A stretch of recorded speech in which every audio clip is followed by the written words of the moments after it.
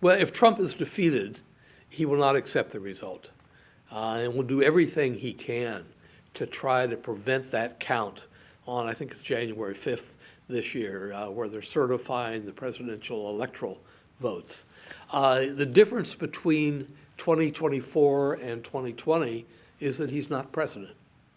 And he doesn't have the kind of levers of power that he was fully able to exercise to try to prevent a Biden victory in the Electoral College. He failed to do that, but he came closer, I think, than we think.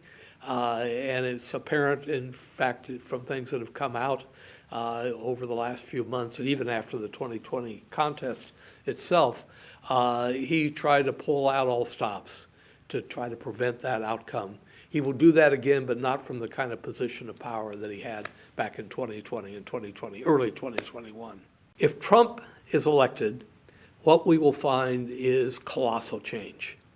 I referred to it in other interviews as burning down the House, in effect.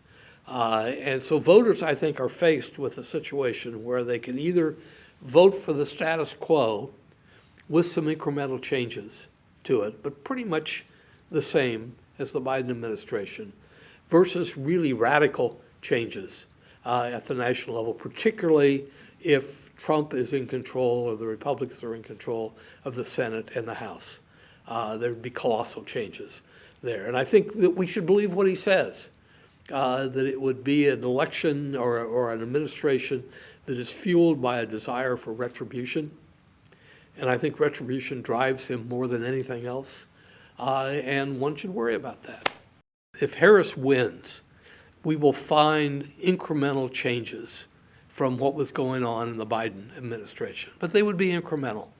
It'd be the status quo with some changes more in a direction that Harris would chart. I think changes in pressures on Israel, but probably behind the scenes, not so much blatantly in the public. There'll be a mad scramble on the Republican side to see who can inherit the Trump base. My guess is that that base is loyal to Trump and nobody else.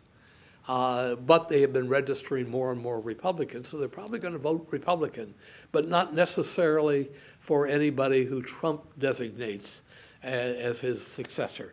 Who is his successor going to be?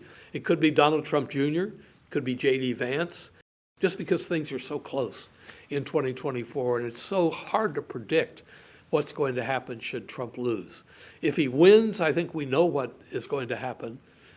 He has said it himself, and it's going to be a really tumultuous 4 years in the United States, particularly if he has control of the Senate.